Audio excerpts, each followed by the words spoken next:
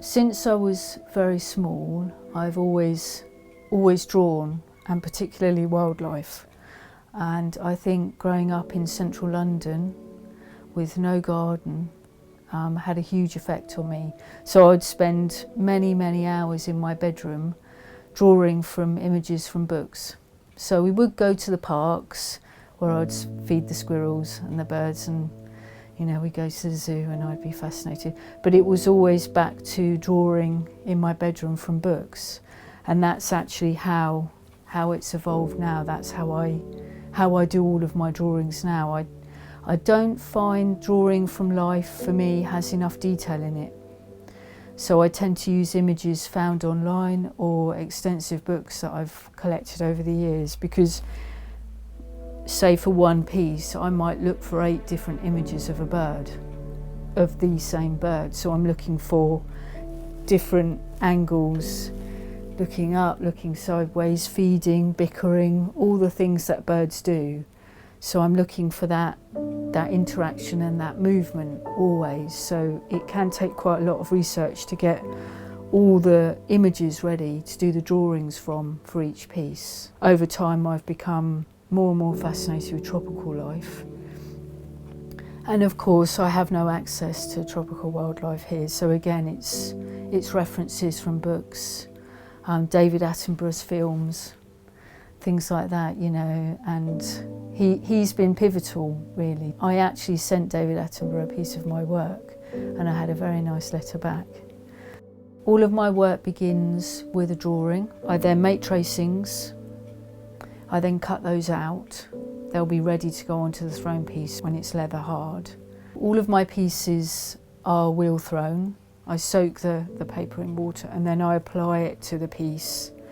I then take a scalpel blade and I cut round each piece of paper and then I sponge back.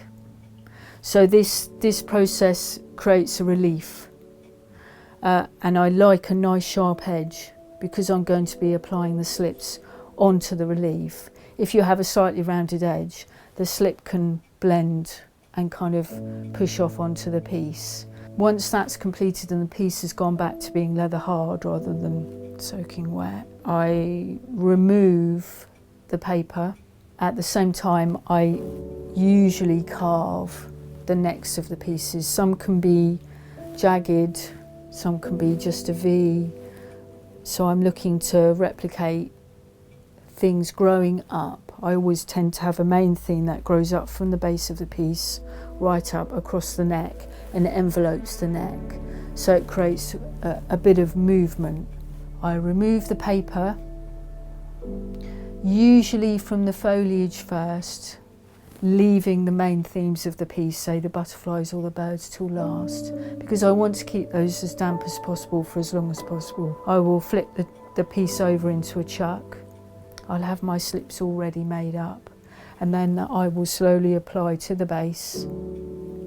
Once that has dried slightly, I take a sharp tool.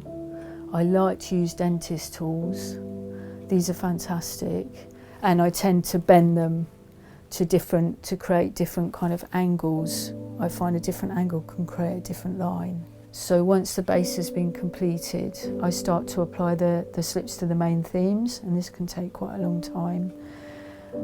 And then it's the sgraffito once the slips have been applied. And my slips are all created from my clay body. I use a very white stoneware, allow the clay to dry down. I then refine this down into a powder, and then I add my colours, and then I add the water. I tend to use cobalts for the blues always, because it has a lovely liveliness.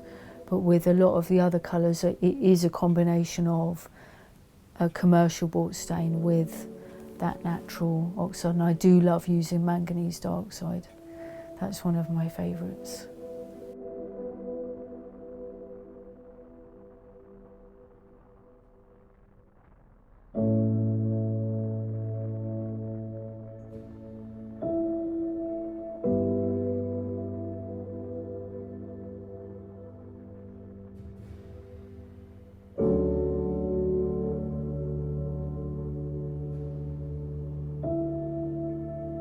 When I start to glaze, I only choose to glaze the main themes of each piece.